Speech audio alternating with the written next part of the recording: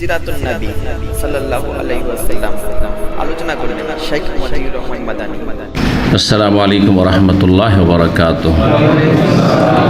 ইন্নাল হামদালিল্লাহ নাহমাদুহু ওয়া নাস্তাঈনুহু ওয়া নাস্তাগফিরুহু ওয়া নাউযু বিল্লাহি মিন শুরুরি আনফুসিনা ওয়া মিন সাইয়্যাতি আ'মালিনা। মান ইয়াহদিহিল্লাহু ফালা মুদিল্লা লাহু ওয়া মান ইউদ্লিল ফালা হাদিয়া লাহু। ওয়া আশহাদু আল লা ইলাহা ইল্লাল্লাহু ওয়াহদাহু লা শারীকা লাহু ওয়া আশহাদু আন্না মুহাম্মাদান আবদুহু ওয়া রাসূলুহু সাল্লাল্লাহু তাআলা আলাইহি ওয়া আলা আলিহি ওয়া সাহবিহি ওয়া সাল্লামা তাসলিমান কাসীরা। আম্মা বাদ। সম্মানিত দিনী ভাতৃমণ্ডলী, আল্লাহ রাব্বুল আলামিনের প্রশংসা এবং প্রিয় রাসূল সাল্লাল্লাহু আলাইহি সাল্লামের উপর সালাত ও সালামের পর আজ জুমাবার এশার সালাতের পর আমাদের ধারাবাহিক আলোচনা সিরাতুন নবী সাল্লাল্লাহু আলাইহি সাল্লামের।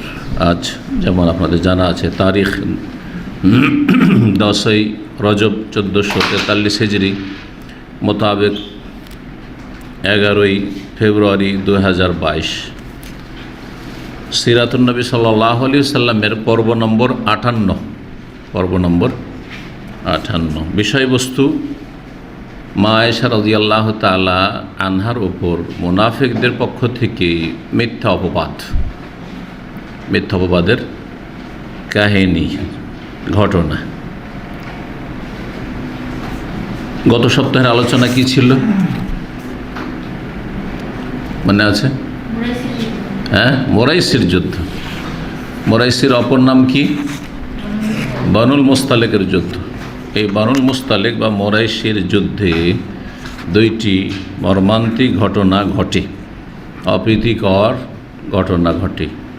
তার একটি গত সপ্তাহে বর্ণনা করা হয়েছে, মুনাফিকদের যে খারাপ বিরূপ মন্তব্য রাসূলুল্লাহ সাল্লাল্লাহু আলাইহি ওয়াসাল্লাম সাহাবায়ে কেরাম মুহাজিরিনদের সম্পর্কে। আর দ্বিতীয়টি হচ্ছে মা আয়েশা রাদিয়াল্লাহু তাআলা আনহার ওপর নাউযুবিল্লাহ মিথ্যা অপবাদ যে তিনি ব্যভিচারের পাপে লিপ্ত হয়েছেন। নাউযুবিল্লাহ, আল্লাহ হেফাজত করেন এই মুনাফিকদের অনিষ্ট থেকে। যুগে যুগে মুনাফিকরা এমনটাই করে থাকে। এই মিথ্যা অপবাদের উদ্দেশ্য কি? যদি কোনো ব্যক্তিকে, আর তিনি বিশিষ্ট ব্যক্তি হন, তাকে যদি মিথ্যা অপবাদ দিতে পারে তাহলে তার থেকে জনগণকে সরিয়ে দিতে পারবে। এটা হচ্ছে মানুষের অসৎ উদ্দেশ্য। রাসূলুল্লাহ সাল্লাল্লাহু আলাইহি ওয়াসাল্লাম এর কথা বাদ দেন, এমনিও যদি কোনো একজন আলেম সম্পর্কে এটা খারাপ কথা ছড়িয়ে দিতে পারেন, যেমন এক শ্রেণীর চরিত্রহীনরা এরকমটা করে থাকে, বদচরিত্রের লোকেরা এমনটা করে থাকে। যদি একটা খারাপ কথা ছড়িয়ে দিতে পারে যে না, তার চরিত্রে এই সমস্যা আছে, এতে কত লোক যে গোমরা হয়ে যাবে আর কত লোক যে কেটে পড়বে, ছাঁটাই হয়ে যাবে। না না না, ওর কাছ থেকে আবার শিখার কি আছে? যার নিজেরই চরিত্রে ঠিক নেই তার কাছ থেকে শিখারই বা কি আছে? হবে না। তো উদ্দেশ্য মুনাফিকদের এটা যে কোনোভাবেই ইসলামকে ঠেকানো যাচ্ছে না, মুসলিমদেরকে নির্মূল করা যাচ্ছে না, মদিনায় ধীরে ধীরে তারা শক্তিশালী হতে চলল, কোনোভাবে পারা যাচ্ছে না, তাহলে মান ইজ্জতের ওপর, আবরুর ওপর হামলা করা হোক, যাতে এমনিতেই লোকেরা যখন বিশ্বাস করে নেবে বিষয়টি তখন কেটে পড়বে। না না না, এর কাছ থেকে যার পরিবারের এই অবস্থা, সে কি আর ভালো মানুষ হইতে পারে? তার কাছ থেকে শিখার আছে। এটি হচ্ছে অসৎ উদ্দেশ্য। এই অসৎ উদ্দেশ্য হচ্ছে মুনাফিকি চরিত্র। যার মধ্যে এই অসৎ উদ্দেশ্য আছে বা এই আর খারাপ আচরণগুলি আছে, এটি মুনাফিকি চরিত্র। জি, ইসলাম শিক্ষা থেকে মানুষকে দূরে সরিয়ে দিতে চায়। এই ঘটনাটিকে কোরআনে কারিমের ভাষায় ইফকের ঘটনা বলা হয়েছে। ইফক মিথ্যা অপবাদ, আরবি ভাষায় ইফক মানে মিথ্যা অপবাদ। ইন্নাল্লাযীনা জাউ বিল ইফক উসবাতুম মিনকুম লা তাহসাবুহু শাররাল লাকুম, এই দিয়ে সূরা নূরে আয়াত নম্বর 11-তে আল্লাহ রাব্বুল আলামিন এই ঘটনা শুরু করেছেন। এবং মা আয়েশা রাদিয়াল্লাহু তাআলা আনহা যে তিনি সতীসাধ্যী, এই কথার আল্লাহ রাব্বুল কোরআনে কারীমের আয়াত দিয়ে ঘোষণা করেছেন। একটি আয়াত না, 10টি আয়াত। 10টি আয়াত। এটা সিরাতের যারা রচয়িতা, সিরাতের লেখক, তারা বলেছেন। সুতরাং তাদের কথাটি বলছি, কিন্তু আয়াতগুলি নিয়ে গভীরভাবে চিন্তা করলে দেখা যায় যে আয়াত নম্বর 11 থেকে 26 পর্যন্ত এই প্রসঙ্গেই আয়াতগুলি রয়েছে। জি, কোরআন থাকলে একটু কোরআন এখানে রাখেন।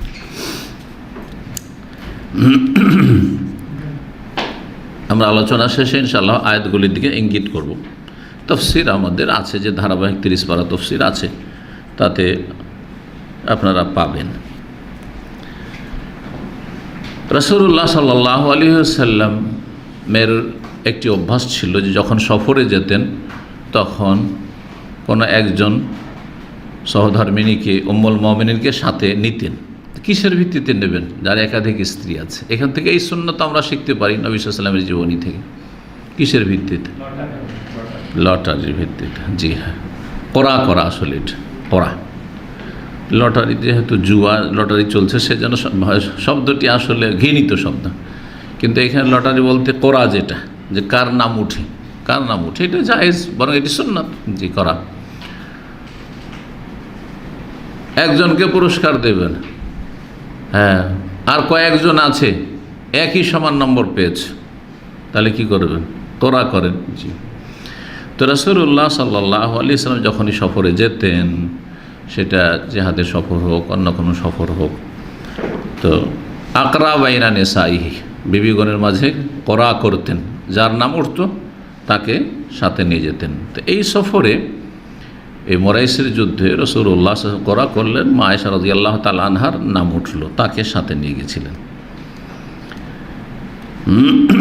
ফেরার পথে মদিনা থেকে বেশ কিছু দূরে নবী করিম সাল্লাল্লাহু আলাইহি ওয়াসাল্লাম সাহাবায়ে কেরামদেরকে নিয়ে বিশ্রামের জন্য অবস্থান করলেন।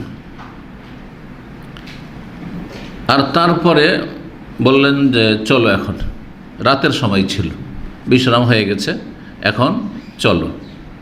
এই মরু দেশে রাত্রে সফর করাটা তখনও ভালো ছিল, এখনও দেখি যারা রাত্রে সফর করেন ভালো লাগে, তাই না?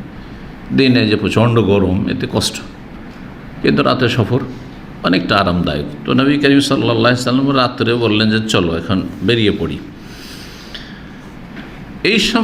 যেই সময় নবী সাল্লাল্লাহু আলাইহি ওয়াসাল্লাম ঘোষণা করে দিয়েছেন যে চলো এখন আমরা এখান থেকে প্রস্থান করি, রওনা হই মদিনার উদ্দেশ্যে, সেই সময় মা আয়েশা রাদিয়াল্লাহু তাআলা আনহা তার একটু আগে গেছিলেন কাজায়ে হাজাতের জন্য, মানে শৌচকার্য পুরা করার জন্য। সেখানে গিয়ে তার হার হারিয়ে দিয়েছিলেন। মা আয়েশা রাদিয়াল্লাহু তাআলা, সুবহানাল্লাহ, ভাগ্য যে তার জীবনে নবী সাল্লাল্লাহু আলাইহি ওয়াসাল্লামের জীবদ্দশায় 2 বার করে হার হারিয়েছে। একবার এই ঘটনা ঘটেছে হার হারিয়ে, আর আরেকবার হার হারিয়ে, যেটা সহিহ বুখারীতে আমরা তায়াম্মুমের অধ্যায়ে আলোচনা করেছি। সেখানে এমন জায়গায় থেমে যেতে হলো হার তলাশ করার জন্য যেখানে না পানি সাথে আছে, না ওই জায়গায় পানি আছে। ফজর হয়ে যাচ্ছে, সূর্য উঠতে যাচ্ছে, কি করবে? ফাসাল্লাউ বিগাইরি ওযুইন, বিনা ওযুতে সাহাবায়ে কেরামগণ সালাত পড়েছিলেন। সহিহ বুখারীতে হাদিস আছে। ওটা ছিল তায়াম্মুমের ঘটনা, তায়াম্মুমের বরকত হাসিল হয়েছে। আর এখানে যে মিথ্যাবাদ লাগলো মুনাফিকদের পক্ষ থেকে, এতে বেশ কিছু আয়াত সূরা নূরের আমরা পেলাম এই সম্পর্কে, যেই আয়াতগুলিতে যারা সতীসাধ্যী রমণী তাদের উপর মিথ্যা অপবাদ দেওয়া যে কত ভয়াবহ এবং কত বড় অপরাধ, এই বিষয়গুলি আমরা জানতে পেরেছি। এই হার ধার নিয়ে গেছিলেন, তখনকার যুগে প্রচলন ছিল, মানুষের অভাব ছিল, কোনো এক জায়গায় গেলে অলংকার ধার নিয়ে যাওয়া, নিজের বোনের কাছ থেকে, আসমা রাদিয়াল্লাহু তাআলা আনহা বড় বোন ছিল, তার কাছ থেকে একটি মালা বা হার ধার নিয়ে গিয়েছিলেন, ব্যবহার করলেন, তারপরে ফিরিয়ে দিলেন। এটা আমাদের দেশে কিন্তু বিয়ে শাদিতে একসময় খুব দেখেছি আমরা ছোটোকালে। জি,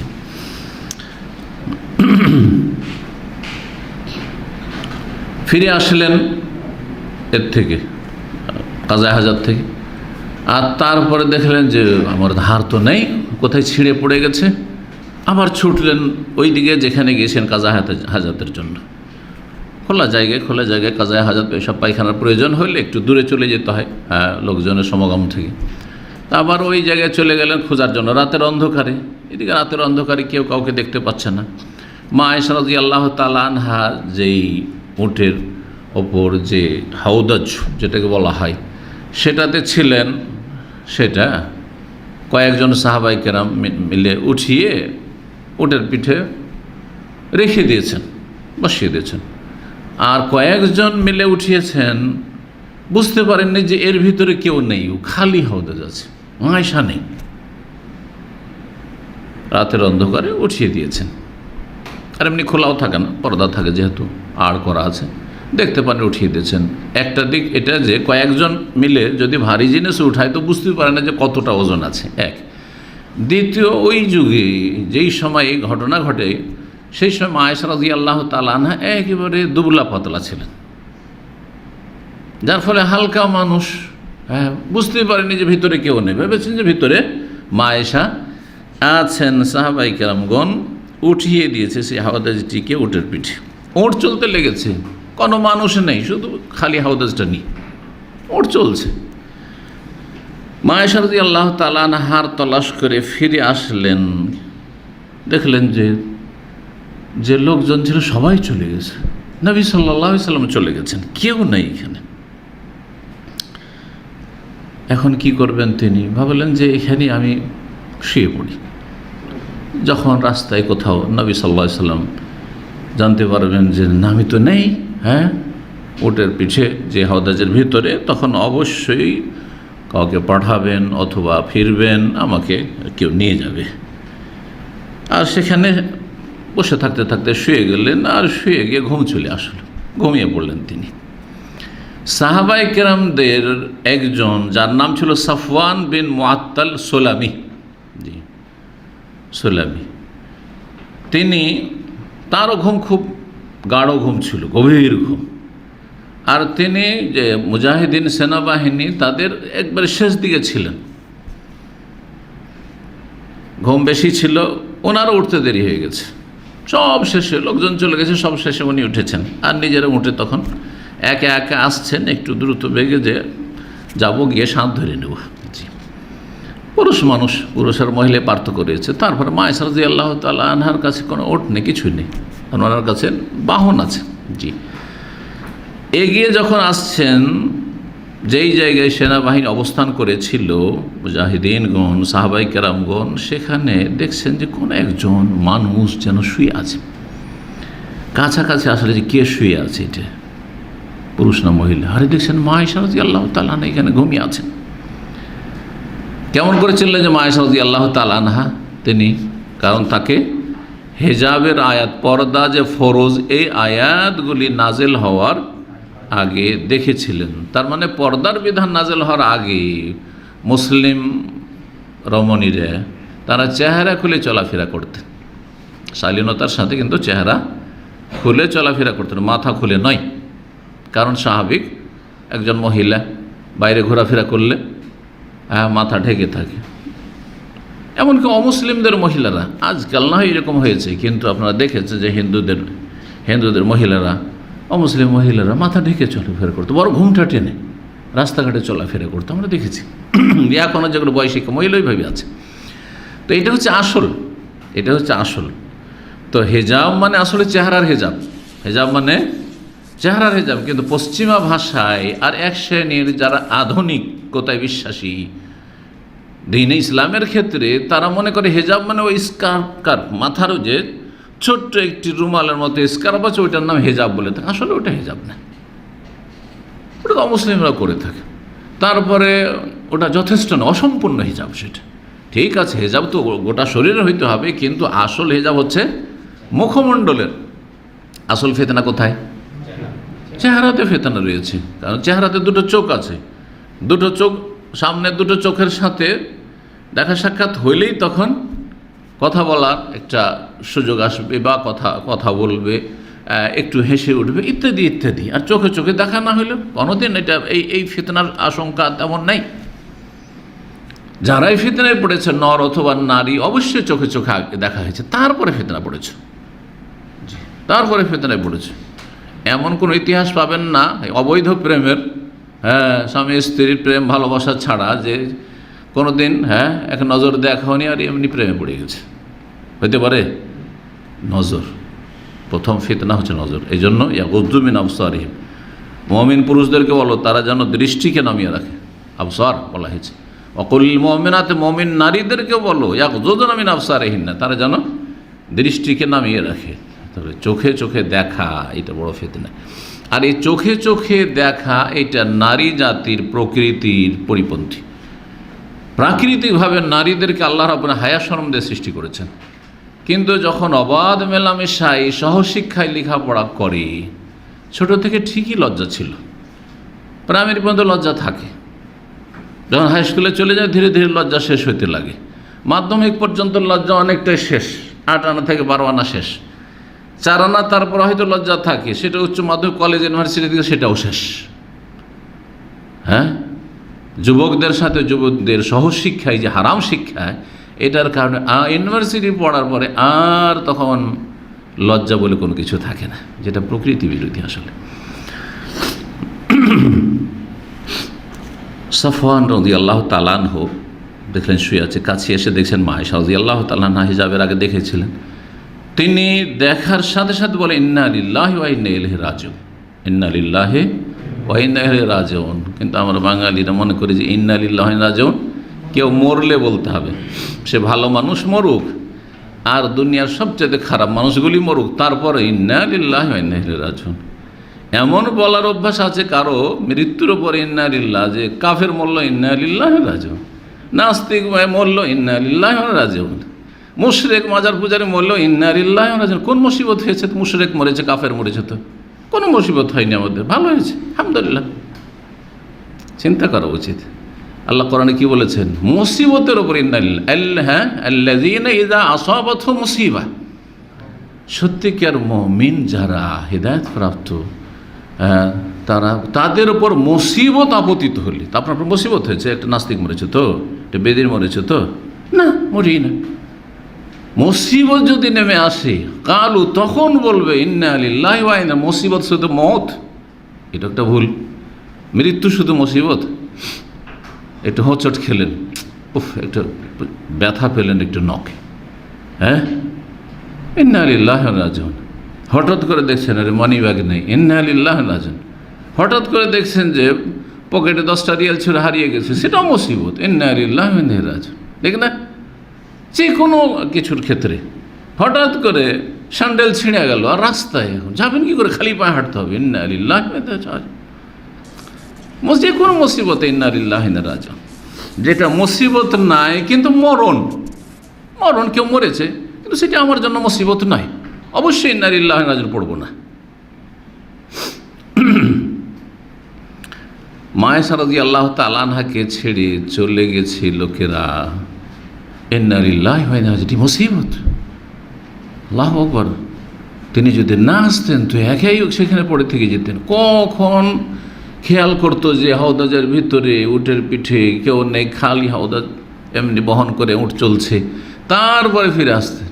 এটা না দেখতো তো মদিনাও পৌঁছে যেত। কত বিপদ আপদ আসতে পারে এইরকম মরুভূমিতে। বললেন ইন্না লিল্লাহি ওয়া ইন্না ইলাইহি রাজিউন, যাওজাতু রাসূলিল্লাহ রাসূলুল্লাহ সাল্লাল্লাহু আলাইহি ওয়াসাল্লাম সহধর্মিনী। এর বেশি আর কোনো কথা বলেননি, একটিও কথা বলেননি। কি ব্যাপার, কি হয়েছে, কেন আপনি এখানে থেকেছেন, কোনো কথা বলেননি তিনি, ব্যাস এতটুকু, ইন্না লিল্লাহি ওয়া ইন্না ইলাইহি রাজিউন।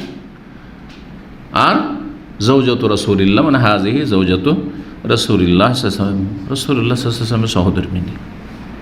আয়েশা রাদিয়াল্লাহু তাআলা আনহা আওয়াজ শুনতে, মানুষের আওয়াজ শুনেছেন, ঘুম ভেঙে গেছে। যেমনই ঘুম ভেঙে যেতেছে, পুরুষ মানুষ সাথে সাথে মুখমণ্ডল, বড় যে চাদর জিলবাব তা দিয়ে ঢেকে নিয়েছেন। তাহলে বোঝা যাচ্ছে যে হিজাবের বিধান নাজিল হওয়ার পরে নবী সাল্লাল্লাহু আলাইহি ওয়াসাল্লামের সাহাবিয়াতগণ, হ্যাঁ, সাহাবী মহিলারা কি করতেন? পর্দা করতেন। কিসের? মাথার শুধু, হ্যাঁ, হাত পায়ের না চেহারার? চেহারার, জি জি। ফাখাম্মারাত ওয়াজহা বিজিলবাবিহা, জিলবাব বড় চাদর দিয়ে চেহারা ঢেকে নিলেন, কারণ বেগানা পুরুষ চলে এসছে। বেগানা পুরুষ নাই, চেহারা খুলে শুয়ে আছেন, জি, কোনো অসুবিধা নেই, কেউ নেই যেখানে। সাফওয়ান রাদিয়াল্লাহু তাআলা তখন তার বাহনটিকে মা আয়েশার কাছাকাছি নিয়ে গেলেন, উটটিকে, আর তারপরে বসিয়ে দিলেন, কারণ উট না বসালে তো পিঠে উঠা যাবে না, উটকে বসিয়ে দিলেন। তারপরে মা আয়েশা রাদিয়াল্লাহু তাআলা আনহাকে ইশারা করলেন চড়ে নেওয়ার জন্য, তিনি চড়ে নিলেন। তারপরে উটের লাগাম ধরে টানতে শুরু করলেন, উটের লাগাম ধরে টানতে শুরু করলেন। সাফওয়ান রাদিয়াল্লাহু তাআলা আনহু সামনে চলছেন, আর উটের পিঠে চেপে আছেন আয়েশা রাদিয়াল্লাহু তাআলা। সামনে বেশ অনেক দূর যাওয়ার পরে যখন রাত্রে, শেষ রাত ছিল, সেটা শেষ রাতে জার্নি শুরু করেছিলেন নবী সাল্লাল্লাহু আলাইহি ওয়াসাল্লাম সাহাবায়ে কেরামদেরকে নিয়ে, আর তারপরে সকাল পুরোটা চলেছেন। যখন প্রচণ্ড রোদ শুরু হয়েছে আর এই রোদে চলা যাচ্ছে না, তখন বিশ্রামের জন্য কোথাও অবস্থান করেছেন। অবস্থানের ক্ষেত্রে দেখতেন যে কোনো জায়গাতে ছায়াটা আছে কিনা, গাছটা আছে ইত্যাদি, যদিও গাছের অভাব, কিন্তু গাছ থাকতো তারপরে। তো এইরকম জায়গায় অবস্থান করতেন নবী সাল্লাল্লাহু আলাইহি ওয়াসাল্লাম সফরে। তো সেখানে গিয়ে পৌঁছিলেন কে? সাফওয়ান রাদিয়াল্লাহু তাআলা মা আয়েশাকে উটের পিঠে করে নিয়ে, প্রায় দুপুর কাছিয়ে গিয়েছিলেন। এই আল্লাহর দুশমন ইবনে উবাই মুনাফিক যখন এই দৃশ্য দেখতে পেল, যারে উটের পিঠে করে মা আয়েশা রাদিয়াল্লাহু তাআলা আনহাকে এই সাফওয়ান নিয়ে আসছে, কেউ নেই, হ্যাঁ একজন পুরুষ আর একজন মহিলা, এই সুযোগের সুযোগ। তখন তার ভিতরে যে মুনাফিকি কপটতা ভরা আছে, বিদ্বেষ শত্রুতা ভরা আছে রাসূলুল্লাহ সাল্লাল্লাহু আলাইহি ওয়াসাল্লাম সাহাবায়ে কেরামদের সম্পর্কে, উম্মাহাতুল মুমিনিন সম্পর্কে, এই বিদ্বেষের শ্বাস এবং মুনাফিকের শ্বাস নেওয়ার সুযোগ পেল, যে এই সুযোগ আমি একটা মিথ্যা অপবাদ ছুড়ে দিল মিথ্যা অপবাদ ছুড়ে। আরে এইভাবে একজন পুরুষ একটা মহিলাকে নিয়ে আসছে, আর এত সুন্দরী মহিলা কি ভালো থাকতে পারে? নাউজুবিল্লাহ, ভালো থাকতে পারে? কত কি যে হয়েছে, আউজুবিল্লাহ, এইসব বলা শুরু করল বিভিন্নভাবে, বিভিন্ন ভঙ্গিমাতে। তার সাথী সঙ্গে মুনাফিকরা বেশ কিছু ছিল, তাদের মাঝে এসব কথা চর্চা করা শুরু করলো, প্রচার প্রসার করা শুরু করলো। জি, এই মুনাফিক নেতা ইবনে উবাইয়ের সাথী সঙ্গীরা, তারাও তার কথার সাথে হ্যাঁ দিল, হ্যাঁ তা আপনার কথা ঠিকই, স্বাভাবিক কথা। এটা একজন যুবক মানুষ আর একজন মহিলাকে একা নিয়ে আসছে, আর সে রাতের অন্ধকারে সেখানে দেখা হয়েছে, রাতে ছেড়ে এসছি, আর সেখান থেকে এরা আসছি, এরা দুজনই কেন থেকে গেল? তাহলে নিশ্চয়ই কোনো রকমের আছে, ব্যাপার স্যাপার আছে। মদিনা আসার পরে এই বিষয়টি আরও বেশি এই গুজব রটে গেল। এমনকি কিছু মুমিন মুসলিম যারা মুনাফিকি মুক্ত ছিল, তারাও বিভ্রান্তির শিকার হয়ে গেল। কি জানি হইতেও পারে। জি, এরকম আছে। আপনাদের যদি বলে দেওয়া হয় শুধু একটা ঘটনা, কেউ যদি এই গুজব ছড়িয়ে দেয় যে এইরকমটা হয়েছে, ভালো ইমানদার লোক, হইতেও পারে, সেও তো মানুষ, ভুলের ঊর্ধ্বে তো না, কি জানি হইতেও পারে, এই যে কি জানি হইতে পারে বলে কিছু মুমিনরা সেখানেও এই মিথ্যা অপবাদের চর্চা করা শুরু করলো, শুনে চর্চা করা শুরু করে। এই জন্য শোনা কথা বলতে রাসূলুল্লাহ সব নিষেধ করেছেন, এবং শোনা কথা বিনা তদন্তে যারা প্রসার করে, মুখে উচ্চারণ করে, তাদেরকে মিথ্যুক বলেছেন। কাফা বিল মারই কাযিবান, একজন মানুষের জন্য মিথ্যাবাদী হওয়ার জন্য এতটাই যথেষ্ট, আই ইউহাদ্দিসা বিকুল্লি মা সামিয়া, যা শুনলো তাই বয়ান করতে। আরে শুনেছি নাকি এইরকম হয়েছে,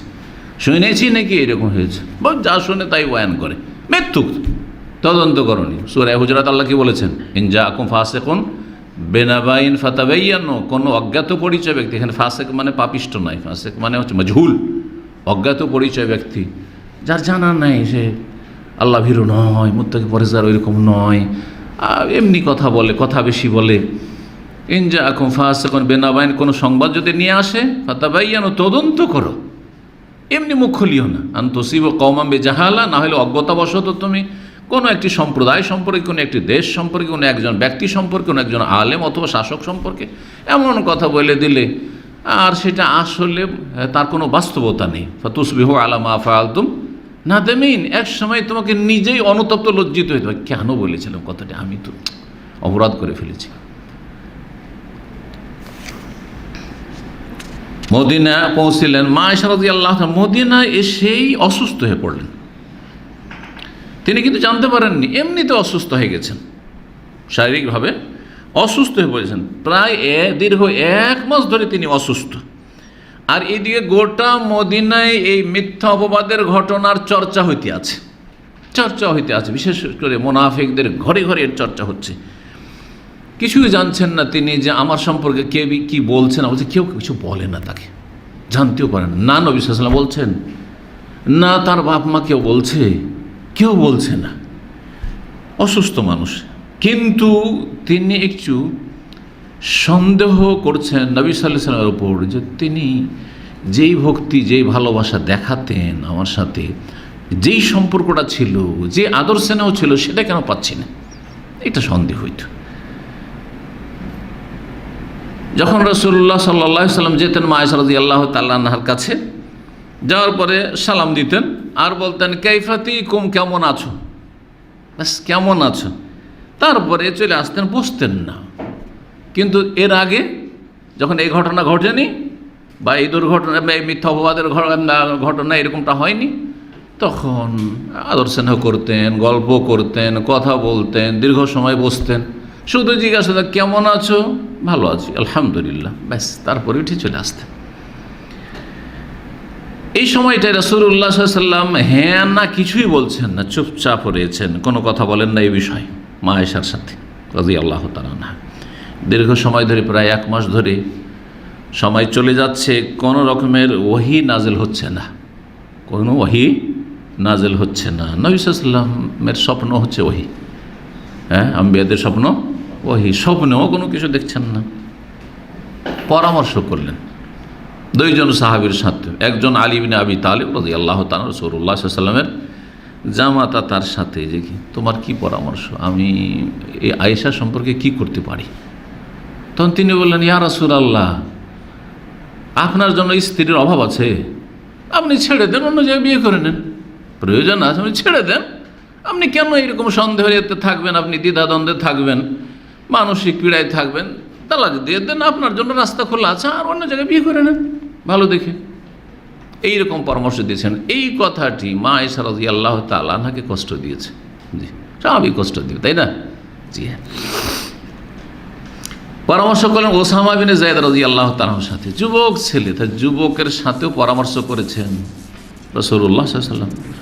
ওসামা রাদিয়াল্লাহু সাবালক মাত্র হয়েছেন, কারণ ওনাকে সে ওসামা যখন নবী সাল্লাল্লাহু আলাইহি ওয়াসাল্লামের ইন্তেকালের খবর ওই বছরে, তার মানে 10ম হিজরিতে, সেই সময় ওসামার বয়স 18 বছর। যখন তার নেতৃত্বে সাহাবায়ে কেরাম সে ওসামা সেনাবাহিনী প্রেরণ করেছেন রাসূলুল্লাহ সাল্লাল্লাহু আলাইহি ওয়াসাল্লাম, কিন্তু জোরফ নামক স্থানে যখন গেলেন ওসামা রাদিয়াল্লাহু আনহু মুজাহিদিনদেরকে নিয়ে, তখন নবী সাল্লাল্লাহু আলাইহি ওয়াসাল্লাম ইন্তেকালের খবর হয়ে গেল, থেমে গেলেন সেখানে।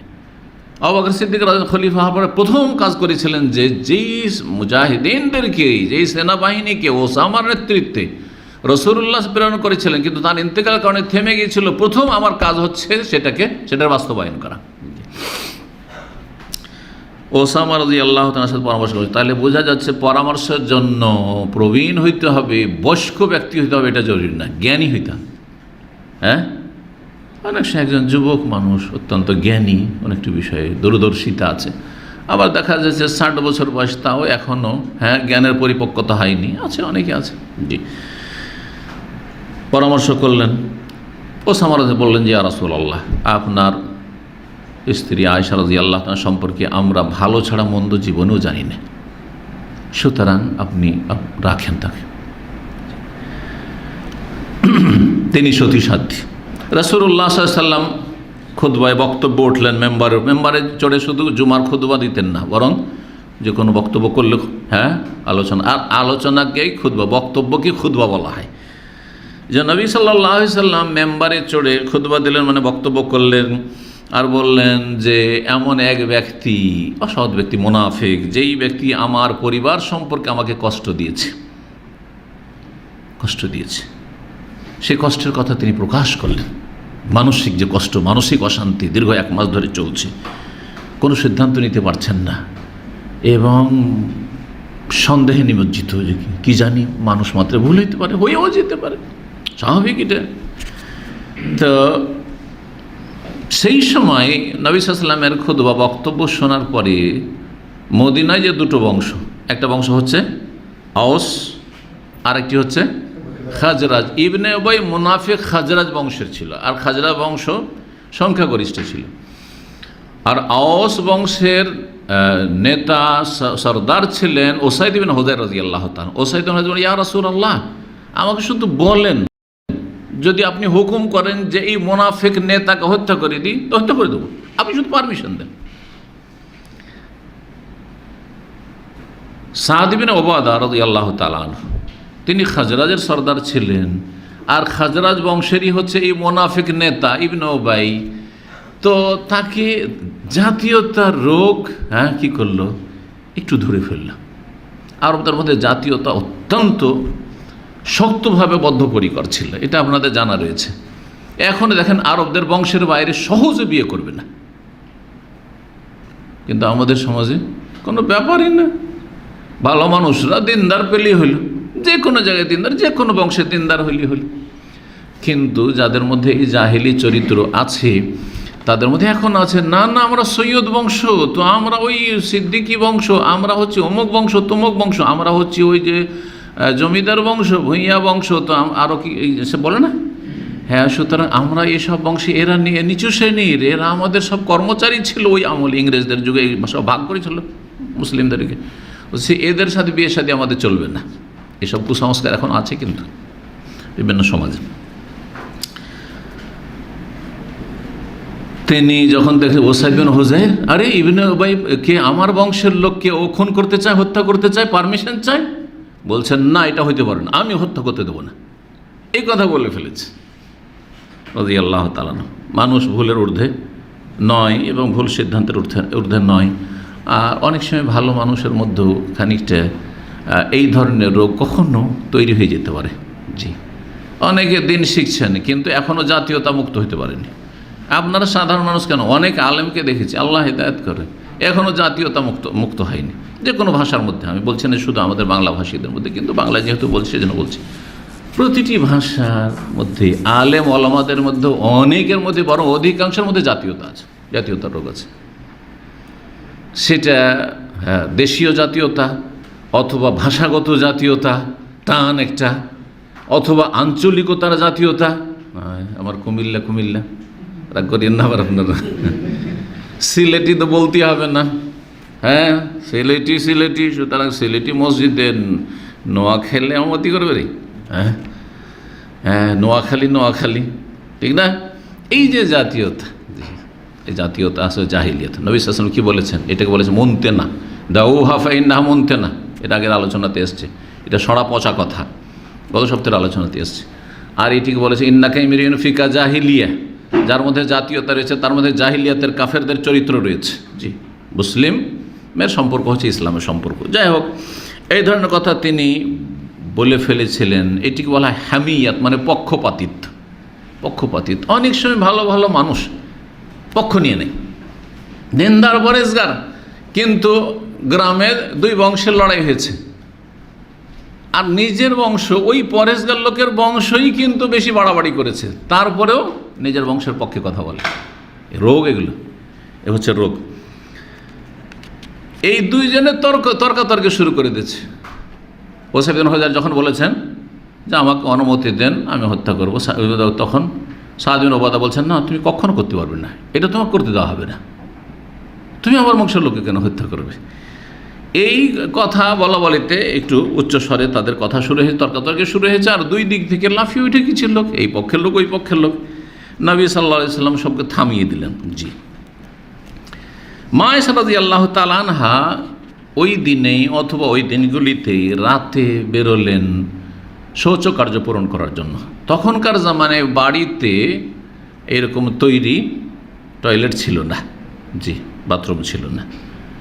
পরবর্তীতে হয়েছিল অবশ্য, পরবর্তীতে নবী সাল্লাল্লাহু আলাইহি ওয়াসাল্লামের জামানাতে অনেকে নিজের বাড়িতে টাটির তৈরি করা বাথরুম অনেকে করেছেন, কিন্তু বেশিরভাগ লোকের বাড়িতে কি ছিল না, এই বাথরুমের ব্যবস্থা ছিল না। সুতরাং তারা কি করতেন? মহিলারা রাতের অন্ধকারে মাঠের দিকে চলে যেতেন, জনবস্তি থেকে বাইরে মাঠে চলে যেতেন দল বেঁধে, আর তারপরে তারা নিজের কাজায় হাজাত করে শৌচকার্য পূরণ করে আসতেন। এটা আমরা আমাদের দেশেও দেখেছি, গ্রাম অঞ্চলে দেখেছি। কিন্তু মহিলারা রাত্রে যাবে, দিনে যাবে না এইভাবে বাইরে, কারণ দিনে তো যে কোনো জায়গা থেকে নজর আসতে পারে।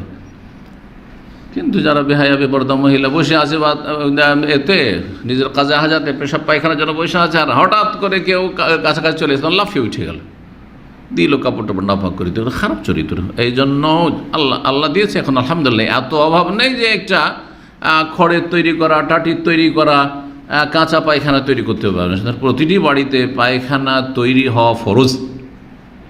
নদীর পাশে যারা বসবাস করেন, আপনারা জানেন হয়তো, অনেকে নদীর পাশে বসবাস করেন, ওখানকার মহিলারা বেশি বেহায়া হয়।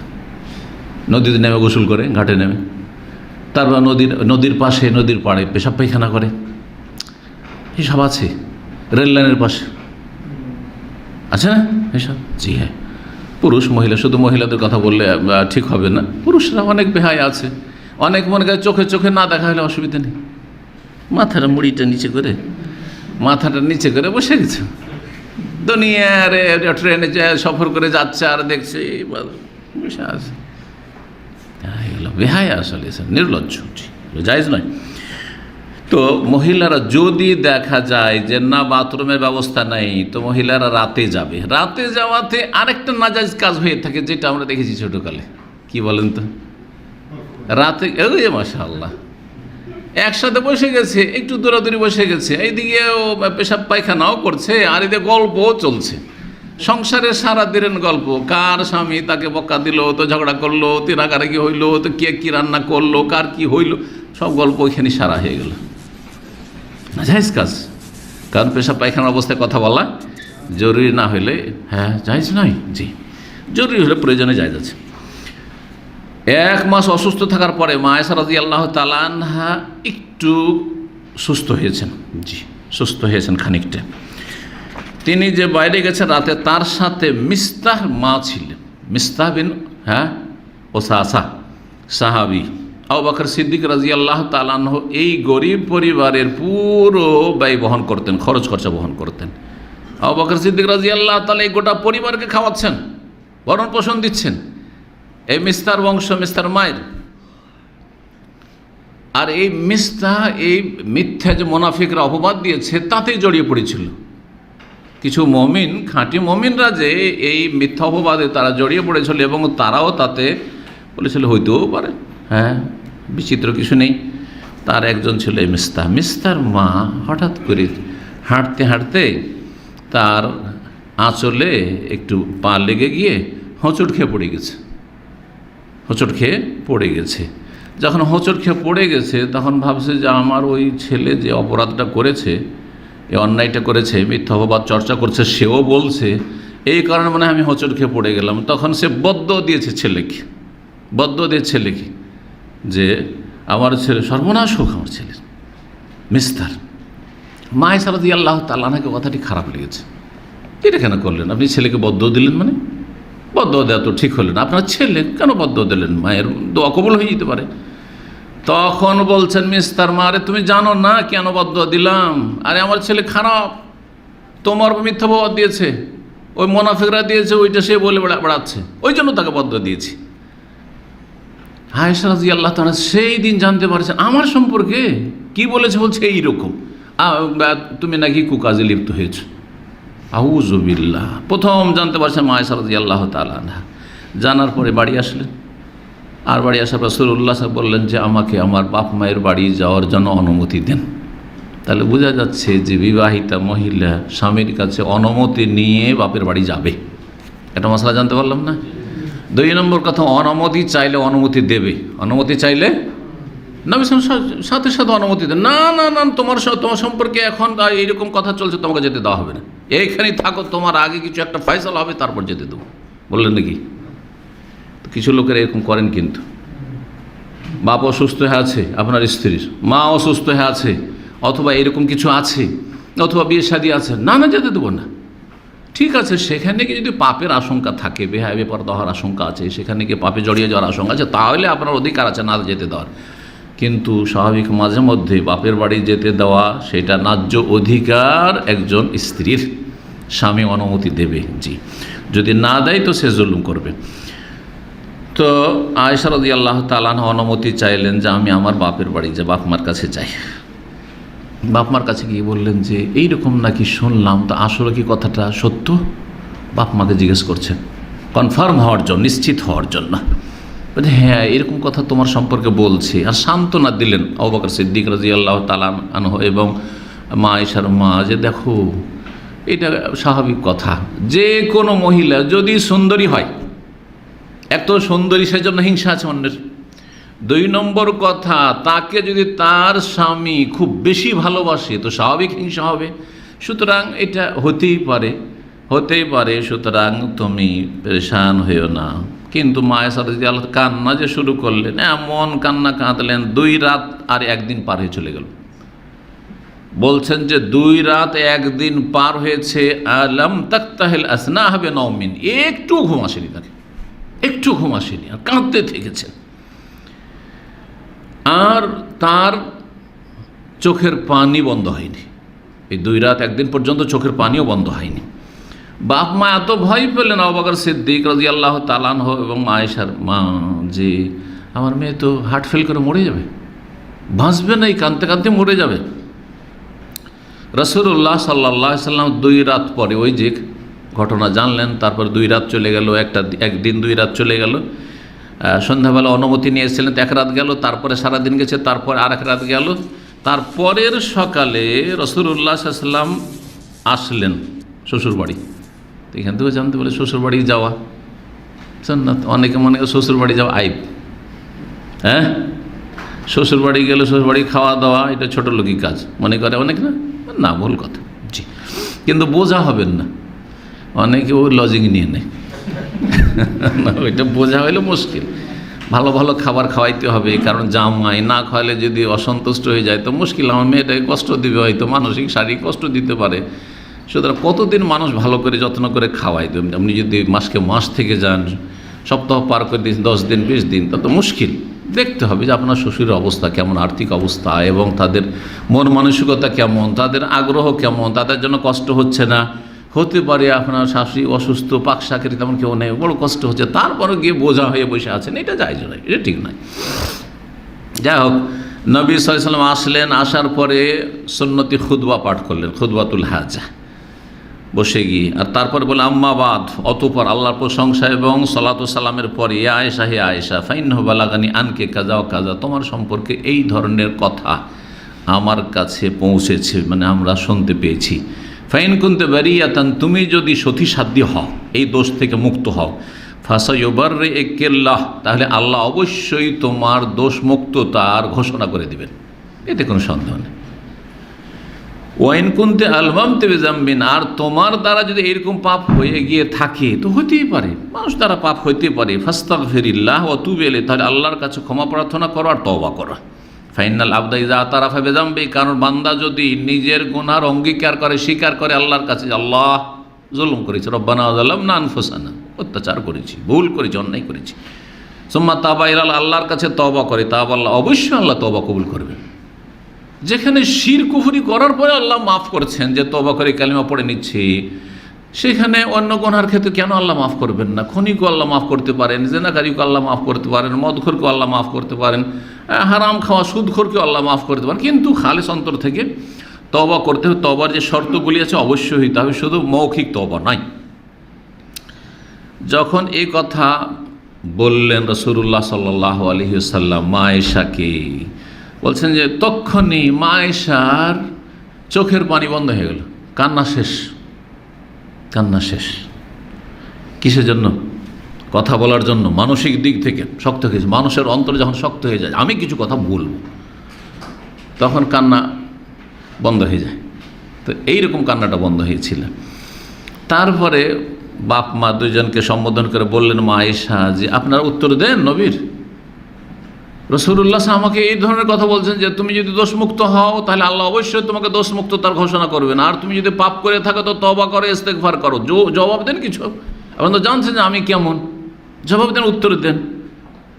আবু বকর বলছেন এবং মা আয়েশার মা তিনিও বলছেন আমার কি জবাব দেবো রাসূলুল্লাহকে, কেমন করে বলবো যে না আমাদের মেয়ে ভালো, আমাদের মেয়ে, কেমন করে বলবো, গায়েব তো কিছু জানি না, আর বলবোই বা কী করে, কিছু বলা সম্ভব নয়, কিছু আমার কোনো উত্তর খুঁজে পাচ্ছি না।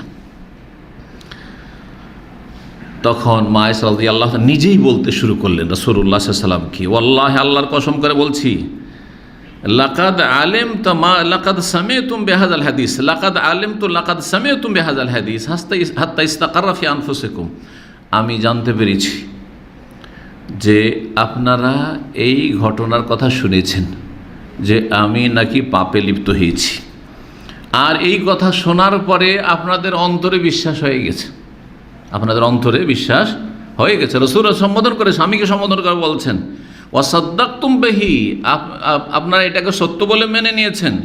ফালাইন কুলতু লাকুম ইন্নী বারি, আমি যদি বলি যে আমি সতী সাধ্বী, আমি এই দোষ থেকে পুরোপুরি মুক্ত, বিশ্বাস করবেন? বিশ্বাস করবেন কি? কারণ আপনাদের সন্দেহ হয়ে গেছে যে আমি এইরকম করেছি, হয়তো এই সন্দেহ আমি বলে কি করেই বা দূর করব? আমি যদি বলি আমি ভালো, তাহলে ভালো বলে বিশ্বাস করবেন? যদি বলি যে আমি বারি, আমি দোষমুক্ত, ওয়াল্লাহু ইয়ালামু আন্নী বারি, আল্লাহ ভালো করে জানেন যে আমি সতী সাধ্বী দোষমুক্ত, কিন্তু লা তুসাদ্দিকুনানি, আমাকে তো আপনারা বিশ্বাস করবেন না। কারো যদি মিথ্যা অপবাদ দেওয়া হয় আর সে যদি শতবার বলে যে আমি এরকম করিনি, আমি এরকম করে বিশ্বাস করবে মানুষে? হ্যাঁ, কারো উপরে যদি চুরি সন্দেহ হয়, না না তুই চুরি করেছিস, আর সে তো না আমি চুরি করিনি, বিশ্বাসই করতে চাইবে না মানুষ। তো মা আয়েশা ওই কথাই বললেন যে আমি যদি বলি যে আমি ভালো আর আমি এইরকম আসলে অপরাধ করিনি, তো আপনারা বিশ্বাস করবেন না। ওয়ালাইন ইতারাফতু লাকুম বিআমরিন, আর আমি যদি এখন স্বীকার করিনি যে না আমি এরকম করেছি, স্বীকার করেই নিলাম, আল্লাহু ইয়ালামু আন্নী বারি, আর আল্লাহ ভালো করে জানছেন যে আমি এরকমটা করিনি, কিন্তু যদি আমি স্বীকার করিনি তো চট করে বিশ্বাস করে নেবেন আসলে এরকম নয় আমি, কিন্তু যদি বলি আমি এইরকম তাহলে বিশ্বাস করে নেবে। মানুষের এটা স্বভাব, মানুষের এটা প্রাকৃতিক স্বভাব যে দোষ যদি চট করে স্বীকার করে নেয় তো কি বিশ্বাস করে নেবে। একটা অপরাধী আসামিকে যখন নিয়ে আসা হয় বা সন্দেহভাজন ব্যক্তিকে যখন এতে নিয়ে আসা হয়, থানাতে নিয়ে আসা হয়, তারপর স্বীকার করায়, যদি সে স্বীকার করে নেয়, দেখছি যে মারের ভয়ে এমনি স্বীকার করলে আসলে কিছুই করেনি, মারের ভয়ে তো চট করে প্রশাসনের লোকেরা বিশ্বাস করে নেবে, থানা পুলিশ এরা কি করবে, বিশ্বাস করে ফেলবে। কিন্তু যদি আসলেই সেই ভালো মানুষ আর বলে যে না আমি এমনটা করিনি, বিশ্বাস করবে না? একে ভালো করে মারি দিতে হবে, একে রিমান্ডে নিতে হবে। অনেক আছে যারা অপরাধী নয় কিন্তু মারের ভয়ে স্বীকার করতে বাধ্য। সুতরাং এইভাবে আসলে হয় না। জি, আল্লাহ হেফাজত করুন। আমি যদি স্বীকার করে নিই আর আল্লাহ ভালো জানছেন যে আমি কিন্তু দোষমুক্ত, ওয়াল্লাহি আল্লাহর কসম করে বলছি, আপনারা তাহলে বিশ্বাস করে নেবেন। বিশ্বাস করে লা তুসাদ্দিকুনি, তাহলে বিশ্বাস করে নেবেন। আমি ভালো, তারপর যদি বলি আমি ভালো নই তো চট করে বিশ্বাস করে নেবেন। আল্লাহর কসম করে বলছি আমি লা আজিদু লি ওয়া লাকুম মাসালান ইল্লা কামা ক্বালা আবু ইউসুফ, আমি আমার অবস্থা এবং আপনাদের অবস্থা যে এখন বর্তমানে আমাকে সন্দেহ করছেন, এখানে ইউসুফ আলাইহিস সালামের বাপের সেই কথা ছাড়া আর অন্য কোনো কথা আমি তলাশ করে পাই না। ইউসুফ আলাইহিস সালামের বাপের নাম বলছেন মা আয়েশা রাদিয়াল্লাহু তাআলা, সহিহ বুখারী হাদিসে রয়েছে। এই ঘটনার কথা শুরুতে বলিনি যে এই ঘটনা সহিহ বুখারীতে বিস্তারিত আলোচনা হয়েছে কিতাবুল মাগাজিতে, আর এছাড়া ইবনুল কাইয়িম রাহিমাহুল্লাহর জাদুল মাআদে রয়েছে বিস্তারিত আলোচনা, এছাড়া সিরাতে ইবনে হিশামে রয়েছে, আরও অন্য কিতাবেও রয়েছে। তো এগুলো হচ্ছে আসল মাস্তার বা উৎস যেগুলোতে এই ঘটনা বর্ণনা করা হয়েছে। তবে হাদিসে এসছে এই ঘটনা। তিনি ইউসুফ আলাইহিস সালামের বাপ বললেন, ইউসুফ আলাইহিস সালামের বাপের নাম কি? ইয়াকুব আলাইহিস সালাম, কিন্তু তার নামটা ভুলে গেছেন।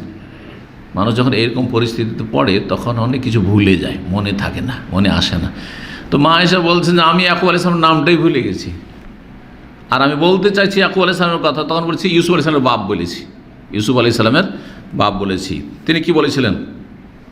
যখন ছেলেরা এসে বলল যে ওয়াকালাহু যিব, ইউসুফ আলাইহিস সালামকে নেকড়ে বাগে খেয়ে নিয়েছে, তখন কি বলেছিলেন? ফাসাবরুন জামিল, উত্তম ধৈর্য ছাড়া আর কোনো উপায় নেই আমার, উত্তম ধৈর্য ধারণ ছাড়া আমার কোনো উপায় নেই। আল্লাহুল মুস্তাআন আলা মা তাসিফুন, যা কিছু তোমরা বর্ণনা করছো সে সম্পর্কে আল্লাহর কাছেই সাহায্য কামনা করি, আল্লাহর কাছেই সাহায্য চাওয়া উচিত এবং আমি আল্লাহর কাছে সাহায্য চাই। মা আয়েশা রাদিয়াল্লাহু এই কথাগুলি বলার পরে উল্টো দিকে ফিরে গিয়ে শুয়ে পড়লেন, আবার কান্না শুরু করে দিলেন। সেই সময় সাথে সাথে নবী সাল্লাল্লাহু আলাইহি ওয়াসাল্লাম বসে আছেন আর ওহী নাযিল হয়ে গেল। ওহী নাযিল হলো এই সূরা নূরের আয়াতগুলি। কিছুক্ষণ ওহীর যে অবস্থায় থাকে রাসূলুল্লাহ সাল্লাল্লাহু আলাইহি ওয়াসাল্লাম, ওইরকম অবস্থায় থাকলো, তারপরে রাসূলুল্লাহ সাল্লাল্লাহু আলাইহি ওয়াসাল্লামের যে ওহীর অবস্থা থাকে সেটা দূরীভূত হইল, আর হেসে ওঠেন রাসূলুল্লাহ সাল্লাল্লাহু আলাইহি ওয়াসাল্লাম, হাসছেন। ওহী শেষ হতেই রাসূলুল্লাহ সাল্লাল্লাহু আলাইহি ওয়াসাল্লাম হাসছেন। প্রথম কথাটি যে বলেছিলেন রাসূলুল্লাহ সাল্লাল্লাহু আলাইহি ওয়াসাল্লাম ওহী নাযিল হওয়ার পরে, ইয়া আয়েশা, হে আয়েশা, আমা ওয়াল্লাহি, শুনে রাখো, আমা আল্লাহু কাদ বাররাকে, আল্লাহ তোমাকে দোষমুক্ত ঘোষণা করেছেন। তুমি সতী সাধ্যী, এ কথা আল্লাহ স্বয়ং ঘোষণা করেছেন। মা আয়েশা রাদিয়াল্লাহু তাআলা, সহিহ বুখারী হাদিসে রয়েছে, আমি কল্পনা করতে পারিনি যে আমার মতো মানুষের জন্য আল্লাহ কোরআন নাযিল করবেন। ভাবছিলাম যে নবী সাল্লাল্লাহু আলাইহি ওয়াসাল্লামকে আল্লাহ স্বপ্নে দেখিয়ে দিবেন যে তোমার স্ত্রী ভালো, আর এইটা আমার জন্য যথেষ্ট, কারণ নবী সাল্লাল্লাহু আলাইহি ওয়াসাল্লামের ওটাও ওহী। কিন্তু কোরআনের আয়াত নাযিল হবে, আর তাও এতগুলি আয়াত নাযিল হবে, আর কোরআনে কিয়ামত পর্যন্ত তেলাওয়াত হতে থাকবে, এতটুকু আমার কল্পনাতেও ছিল না। সুবহানাল্লাহ। কিন্তু আল্লাহ রাব্বুল আলামিন আয়াত নাযিল করেন বেশ কিছু। যখন নবী সাল্লাল্লাহু আলাইহি ওয়াসাল্লাম এই সুসংবাদ শুনাইলেন যে আল্লাহ তোমাকে সতী সাধ্যী বলে ঘোষণা করেছেন, তুমি দোষমুক্ত, ত্রুটিমুক্ত, এই কথা আল্লাহ ঘোষণা করেছেন, তখন মা আয়েশা রাদিয়াল্লাহু তাআলা আনহা, মা উম্মে রুমান, নাম ছিল উম্মে রুমান রাদিয়াল্লাহু তাআলা, তিনি বললেন যে রাসূলুল্লাহ সাল্লাল্লাহু আলাইহি ওয়াসাল্লামের দিকে এগিয়ে যাও, দাঁড়িয়ে যাও, দিয়ে শুকরিয়া আদায় করো, শুকরিয়া আদায় করো। তখন মা আয়েশা বলেছে, ওয়াল্লাহি লা আকুম ইলাইহি, আমি যাব না ওর কাছে, দাঁড়িয়ে গিয়ে আমি তার শুকরিয়া আদায় করবো না, শুকরিয়া আদায় করবো না। দেখি সে অভিমান, এটা কি বলা হয়? অভিমানে। এতদিন আমার সম্পর্কে সন্দেহ করে আছে, আল্লাহ যদি আমাকে দোষমুক্ত ঘোষণা না করতে এখন তো সন্দেহ করতেই থাকতো আমার স্বামী, তাই না? তো যে আল্লাহ আমাকে দোষমুক্ত ঘোষণা করে তার শুকরিয়া আদায় করবো, আমি ওনার শুকরিয়া আদায় করার জন্য আমি দাঁড়িয়ে যাব তার কাছে, কেন যাব না। ওয়ালা আহমদ ইল্লাল্লাহ, আমি আল্লাহরই প্রশংসা করবো, কারণ আল্লাহ আমাকে দোষমুক্ত করেছেন। আল্লাহ রাব্বুল আলামিন তার বারাত সম্পর্কে, দোষমুক্ততা সম্পর্কে 10টি আয়াত সূরা নূরে নাযিল করেছেন। যে আয়াতগুলি শুরু হয়েছে একটু আগে পড়ছিলাম সে আয়াত, ইন্নাল্লাযীনা জাউ বিল ইফকি উসবাতুম মিনকুম, নিশ্চয়ই যারা এই ব্যভিচারের, কুকাজের, মিথ্যে অপবাদের ঘটনা রচনা করেছে তারা তোমাদের মধ্যেকার একটি দল, মানে মুনাফিক দল এরা। লা তাহসাবুহু শাররাল লাকুম, হে মুসলিমরা, তোমরা এই মর্মান্তিক ঘটনাকে তোমাদের জন্য মন্দ মনে করিও না। প্রত্যেক মন্দে ভালো আছে, প্রত্যেক মন্দে কি আছে? এই যে করোনার ভাইরাস, এই মহামারী, এতে কত লোকের জন্য যে করোনা হয়েছে, হ্যাঁ, করোনাতে কি হয়েছে? করোনা, অনেকের জন্য করোনা হয়েছে। এই 2 দিন আগে এক ভাই এসে বলছে, সে একটা চাইনিজ কোম্পানিতে কাজ করে, বলছে যে করোনার আগে আমাকে নিয়মিত ডিউটি যেতে হতো, 8 ঘন্টা ডিউটি করে আসতে হতো, এখন আর এই 2 বছর থেকে অফিস যাওয়া লাগে না, বাসাতে বসে থেকে ডিউটি করি। বলছে আমার জন্য করোনা হয়েছে। করোনা হয়েছে, অনেকের জন্য হয়েছে। জি, তো করোনার যুগে মানুষরা সোশ্যাল মিডিয়া ব্যবহার করতে শিখেছে। সোশ্যাল মিডিয়ার মাধ্যমে লেখাপড়া, চর্চা করা, বা আপনার এই দাওয়াতি কাজের প্রসার। আগে এগুলো আমরা কম ইউজ করতাম, তাই না? এই যে অডিও করা তো মোটেই করতাম না। অনেকে আছে যাদের ইন্টারনেট লিমিটেড, সীমিত, যার ফলে ভিডিও শুনতে পারেন না, ওই অডিও তলাশ করে, কিন্তু অডিওর ব্যবস্থা ছিল না। যখন এই করোনা শুরু হলো তখন সব অনলাইনে, যখন আলোচনা শুরু হলো, অনলাইন সম্পর্কে একটা অভিজ্ঞতা হইল। অনলাইনে যেখানে সামনে অল্প কতজন আলোচনা শুনছেন, সেটা অনলাইনে হাজার লোক আলোচনা শুনছে। অনেক সময় 30,000, 40,000, 50,000 লোক আলোচনা শুনছে। মসজিদে হারামের খুতবা 2 সপ্তাহ আগে শেখ সালেহ বিন হুবাইন হাফিজাহুল্লাহ তাআলার খুতবা আমি দেখলাম যে 49,000 লোক শুনছে, 49,000 লোক। অথচ সেই খুতবা যদি আলোচনা করি, সামনে কয়জন লোক আসবে, তাই না? জি, আল্লাহ বলছেন লা তাহসাবুহু শাররাল লাকুম, এই ঘটনা যে মুনাফিকরা মিথ্যাবাদ দিয়েছে মা আয়েশা রাদিয়াল্লাহু তাআলা আনহার ওপর, এটাকে তোমরা মন্দ, খারাপ মনে করিও না। বাল হুয়া খায়রুল লাকুম, এতে তোমাদের জন্য কল্যাণ রয়েছে, মঙ্গল রয়েছে। লিকুল্লি ইমরিইন মিনহুম মাকতাসাবা মিনাল ইসম, প্রত্যেক ব্যক্তির জন্য তাই রয়েছে যেই পাপ সে নিজে উপার্জন করবে। যে যা পাপ করবে তার শাস্তি তাকেই ভোগ করতে হবে দুনিয়া আখিরাতে। বহু মুখী ফায়দা রয়েছে এই রকমের মর্মান্তিক ঘটনায়। তার মধ্যে একটি মোনাফেকদের মুখোশ উন্মোচন, মোনাফেকদের আরও চিহ্নিত হইল। এই ঘটনার আগ পর্যন্ত এই মোনাফেকের নেতা, যেহেতু বড় একজন নেতা ছিল এই খাজরাজ বংশের, আনসারি বংশের, আর সে বাহ্যিক ইসলাম গ্রহণ করেছিল, অনেক চমৎকার ইসলামের কথাও বলতো, মানুষকে ধোঁকা দেওয়ার জন্য অনেকে শুনতো তার কথা, অনেকে তার কথা শুনতো, কিন্তু এই মিথ্যা অপবাদ দেওয়ার পরে যখনই কোনো কথা বলতে লাগতো তখন সাথে সাথে তার বংশের লোকেরা তার বিরোধিতা করতো, যে তুমি কোনো কথা বলার যোগ্যতা রাখো না, চুপ থাকো, তোমার কথা আমরা শুনতে চাই না, তোমার কথা শুনতে চাই না। অথচ তার বংশের লোকেরা, আপনজন লোকেরা তাকে তার ছেড়ে দূরে সরে গিয়েছিল, যারা খাঁটি মুমিন মুসলিম, সেই আত্মীয়তার সম্পর্ক একবারে ছিন্ন করেছিল যে না। তো অনেক সময় এতে মানে কষ্টদায়ক বস্তুতে কি হয়, ভালো দিক রয়েছে। এটা যাদের উপর বালা মুসিবত বিভিন্ন রকমের এসে থাকে, এতে বড় সান্ত্বনা রয়েছে তাদের জন্য। অনেকের স্ত্রী পরকে লিপ্ত হয়ে পালিয়ে গেল, বড় মানসিক কষ্টে থাকে, বড় মানসিক কষ্টে থাকে, পেরেশানিতে থাকে, কত যে টেনশন। আমি তাদেরকে সান্ত্বনা দিই যে এতে কল্যাণ আছে, যে আল্লাহ আপনাকে ভালো মানুষ করেছেন, পরীক্ষা, এতে অনেক নেকি পেয়েছেন যদি ভালো মানুষ সত্যি আপনি হন। আর খারাপ মহিলা, খবিস মহিলাকে আপনার থেকে সরিয়ে দিয়েছেন আল্লাহ রাব্বুল আলামিন। এইরকমই এর বিপরীতটাও, কোনো মহিলা ভালো সত্যি কিন্তু তার স্বামী খারাপ, ভাগ্যচক্রে বিয়ে হয়ে গেছে কিন্তু তার থেকে তালাক হয়ে গেল, আলহামদুলিল্লাহ, এতে কল্যাণ আছে। ওয়াস তাকরাহু শাইআন ওয়া ইয়াজআলুল্লাহু ফি খায়রান কাসীরা। আল্লাহ কোরআনে বলেছেন যে কোনো কিছুকে তোমরা অপছন্দনীয় মনে করছো, ঘৃণা করছো, এমনটা যেন না হয়, এমনটা কেন হইল, কিন্তু তাতে আল্লাহ বহু কল্যাণ রেখেছেন। আল্লাহ তারপরে বলছেন ওয়াল্লাযী তাওয়াল্লা কিবরাহু, তবে যেই ব্যক্তি, যেই অসৎ লোক, পাপিষ্ঠ, এই ঘটনায় মুখ্য ভূমিকা পালন করেছে। তাওয়াল্লা কিবরাহু, মুখ্য ভূমিকা কে পালন করেছিল? আব্দুল্লাহ বিন উবাই, মুনাফিক, রাইসুল মুনাফিকিন। লাহু আযাবুন আযীম, তার জন্য মহাশাস্তি রয়েছে। তার জন্য কি রয়েছে? মহাশাস্তি রয়েছে।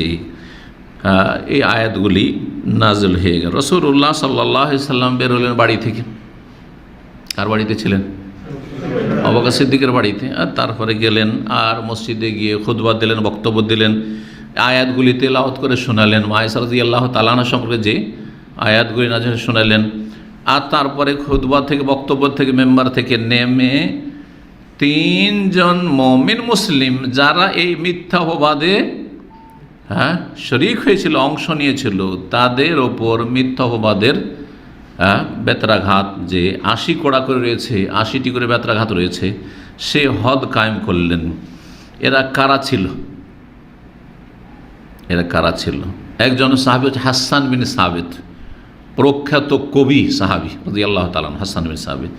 দ্বিতীয় মিস্তাহ বিন ওসাসা, যে মিস্তার মায়ের কথা আসলো, যার খরচ খরচা, যার পরিবারের খরচ খরচা, খুবই গরিব মানুষ ছিল আর গরিব পরিবার ছিল। আবু বকর সিদ্দিক রাদিয়াল্লাহু তাআলা আনহু নিজে খরচ চালাতেন। এখান থেকে আর একটা শিক্ষা পাওয়া যায় যে আপনি যার এহসান করবেন সেই যে আপনার সাথে ভালো আচরণ করবে, এটাও জরুরি না।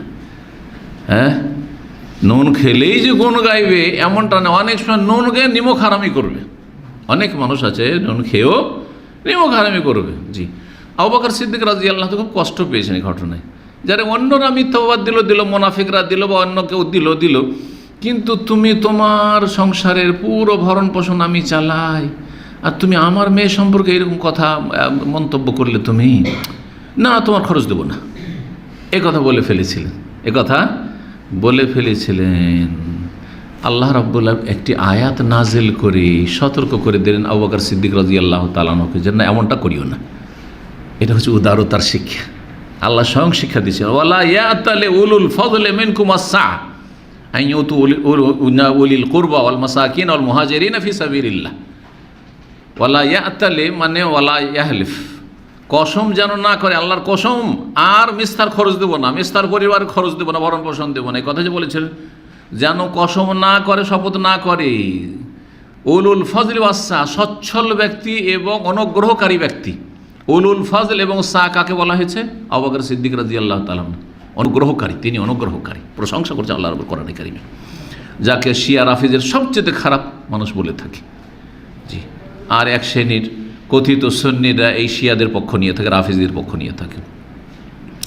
যেন কসম না করে কি ব্যাপারে? আইয়ুতু উলিল কুরবা, আত্মীয় স্বজনদেরকে দেওয়ার ক্ষেত্রে, খরচ খরচা করার ক্ষেত্রে, আর মহাজেনদেরকে, দরিদ্রদেরকে, জি, আল্লাহর রাস্তায়। যখন এই আয়াত নাযিল হয়ে গেল, তখন আবু বকর সিদ্দিক রাদিয়াল্লাহু সাথে সাথে সারেন্ডার করলেন, বলছেন না, আমি যে কসম করেছিলাম কসমের কাফারা দিয়ে দিলাম, আর মিস্তা যতই আমার এর ওপরে এই খারাপ অপবাদ দিক না কেন, যারা খারাপ অপবাদ দিয়ে তার সাথে শরিক হোক না কেন, তার খরচ চালিয়ে যাবো আমি, তার খরচ চালিয়ে আবার সাবিক চালাতে শুরু করলেন। মিস্তা বিন ওসাসা। মহিলাদের মধ্যে একজন ছিলেন হামনা বিনতে জাহাস, নবী সাল্লাল্লাহু আলাইহি সাল্লামের একজন সহধর্মিণী ছিলেন জাইনাব বিনতে জাহাস, জাহাসের মেয়ে জাইনাব, তার বোন হামনা। তিনিও এতে হ্যাঁ হ্যাঁ করেছিলেন যে হ্যাঁ আয়েশা এরকম কাজ করেছে। তো তার উপরও কী করা হয়েছিল, হদ কায়েম করা হয়েছিল। তাহলে বোঝা যাচ্ছে যে দণ্ডবিধান যেমন পুরুষদের ওপর কায়েম করা শরীয়তের বিধান, তেমনই মহিলাদের ওপর।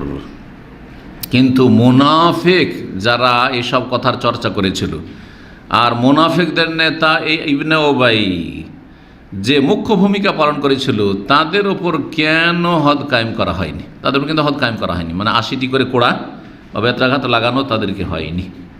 80টি বেত্রাঘাত লাগাইতে হবে কেউ যদি জেনা ব্যভিচার সমকামিতার অপবাদ দেয়, তাহলে এটি কোথায় রয়েছে? এই বিধান কোথায় রয়েছে?